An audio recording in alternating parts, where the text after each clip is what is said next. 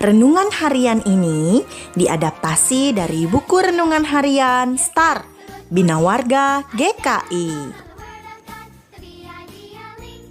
Shalom teman-teman, lilin kecil hari ini tentang John Bunyan, pengarang The Pilgrim's Progress, perjalanan seorang musafir atau peziarah.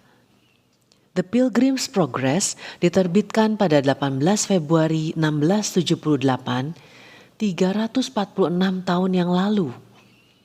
Menceritakan perjalanan seorang Kristen bernama Christian mencari kota surgawi.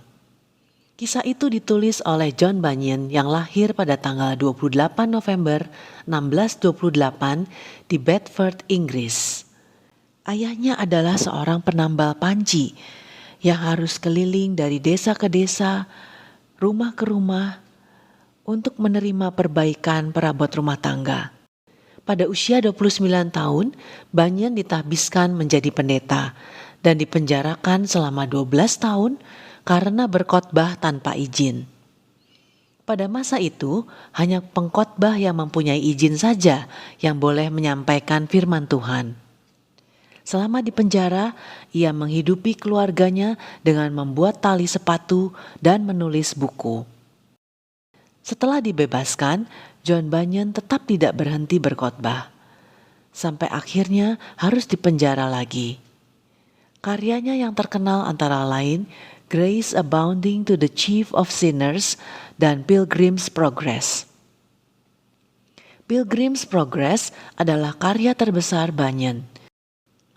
Benjamin Franklin menulis dalam autobiografinya, "Dari kecil saya gemar membaca, dan semua uang saku yang ada di tangan saya akan dibelikan buku.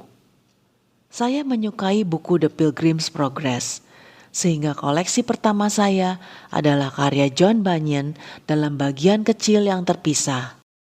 Buku The Pilgrim's Progress karya penulis favorit saya Bunyan adalah buku yang sudah diterjemahkan ke berbagai bahasa di Eropa dan banyak dibaca setelah Alkitab.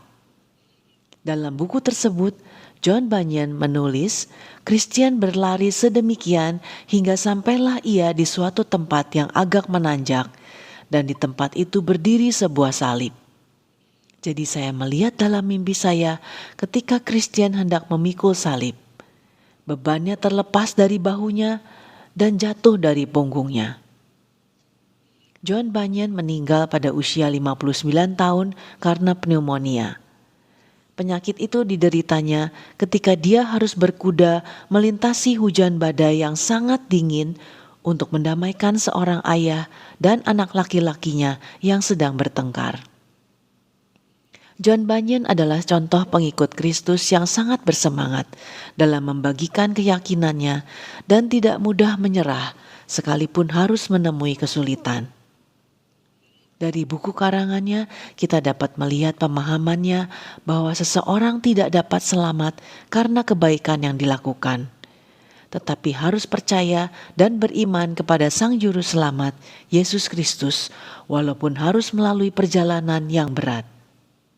Setiap orang memikul beban berat di punggungnya, dan hanya dapat dilepaskan saat kita menerima Tuhan Yesus yang telah mati di kayu salib dan berkorban bagi kita.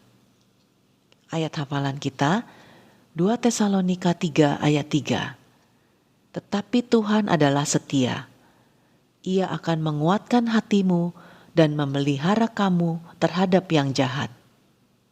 Mari kita berdoa. Bapa di surga, bimbing dan tuntun kami selalu. Didik dan perbaharui kami juga, agar semakin hari kami bisa menjadi semakin baik di dalam Engkau. Kami mau menggunakan hidup kami sebagai alat untuk kemuliaan Tuhan. Terima kasih ya Tuhan, dalam nama Tuhan Yesus kami berdoa. Amin.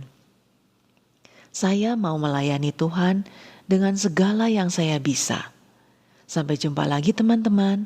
Tuhan Yesus memberkati.